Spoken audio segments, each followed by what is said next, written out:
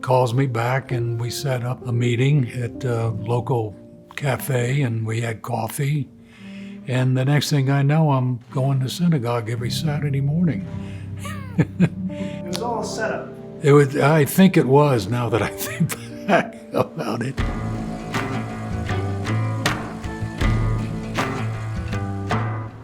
Before Sukkot, I was in Albertsons. Chavie had a particular recipe for brisket that called for horseradish, so I stopped by the deli counter in Albertsons and asked the person behind the counter where I can find white horseradish. He's asking the guy behind the meat counter where the horseradish is, and so I went over and tapped him on the shoulder and said, "Rabbi, I'll show you where the horseradish is." You're one of us, aren't you?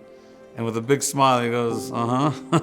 "What are you doing here in Montana?" He says, "I'm looking for wayward Jews like you so I can bring them back into the fold." I grew up in Miami, Florida. I went to an Orthodox synagogue. I was bar mitzvahed, and I just found it to be, boring. So at the first opportunity after I was bar mitzvahed and confirmed, I moved to California. I met my wife. I used to tell people I'm really a cultural Jew. I'm not a religious Jew. And that's the way it was for 70 years. He just started to come every week. Shabbos day, we always have like a sit-down kiddush after shul, so we always eat lunch together. Like I notice when he's not there, and every week I'm like, if he wasn't there the week before, I'm like, "Howard, I missed you for lunch." Now, almost every week he gets called to the Torah. Henach le ben Avram. We're now 2 years into this relationship. He's done incredible things and strides in his Jewish experience. He put 2 plaques on the memorial board in memory of his parents.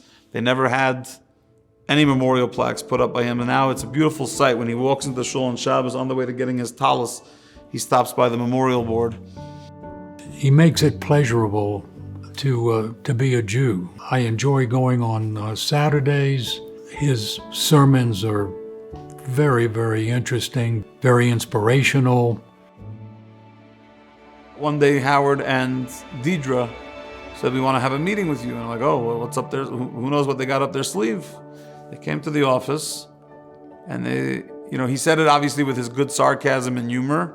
He said something like, "You got me. I'm not going to be cremated." It was like straight up. I've come to the realization that I was born Jewish and I'm going to die Jewish. Shema Yisrael, Adonai, Eloheinu. It took a long time, but it took being in the right place at the right time. Always in awe of people who make these significant life changes. If I was in my 80s, would I want to have a life change? Would I want to do that? You recognize that this is God's work. This is the work of the infinite. And you recognize that this is all about the oneness of the souls that are on fire, whether they like it or not. Life is a journey. You never know what is going to impact somebody, what path someone's life is going to take. 50 years, you're checked out. You're not coming to shul every week, you're not involved, and boom, you're just back in, and you're back in full force.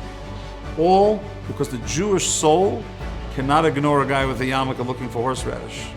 When you're dealing with infinite, all bets are off and everything is possible. I don't know exactly how the next 18 or 36 years are going to play out. One thing I know for sure is that it's going to be a blast.